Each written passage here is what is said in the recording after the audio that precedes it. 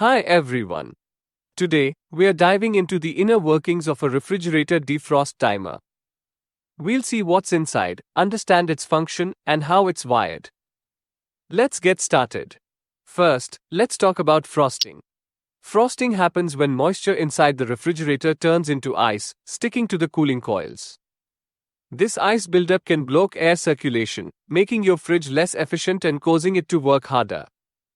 Defrosting is crucial because it removes this ice buildup, ensuring that your fridge runs efficiently. Without regular defrosting, your fridge could use more electricity, cool less effectively, and eventually even break down. Now, let's focus on the defrost timer.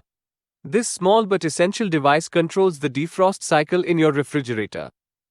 It turns off the cooling periodically and turns on a heater to melt the ice. By the time I open it, here are some simple hacks to prevent refrigerator frosting. Number 1. Keep the door closed. Minimize the time you keep the refrigerator door open to reduce moisture entering the fridge. Number 2. Check door seals. Ensure the door seals are tight and not damaged to prevent warm air from leaking inside. Number 3. Avoid overloading. Don't overfill your fridge, as this can block airflow and lead to frost buildup. Number 4. Store food properly. Cover liquids and wrap foods to reduce moisture inside the fridge. Number 5. Defrost regularly. Manually defrost your freezer if frost buildup exceeds 1/4 inch to maintain efficiency. It's open now, so let's see what's inside.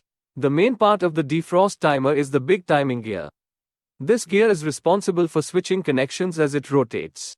Think of it like the brain of the defrost timer, controlling when to switch between cooling and defrosting modes. As the big timing gear rotates, it makes and breaks electrical connections. These connections tell the refrigerator whether to keep cooling or to start defrosting. It's like turning switches on and off at the right times. Driving the big timing gear is a separate small gearbox. This gearbox is crucial because it ensures that the big timing gear rotates at the correct speed. We'll open this small gearbox to see how it works. Inside the small gearbox, we'll find several small gears and a small motor. The small motor drives the gears, which in turn move the big timing gear at a slow, consistent pace. This precise movement is what allows the defrost timer to switch between cooling and defrosting modes accurately.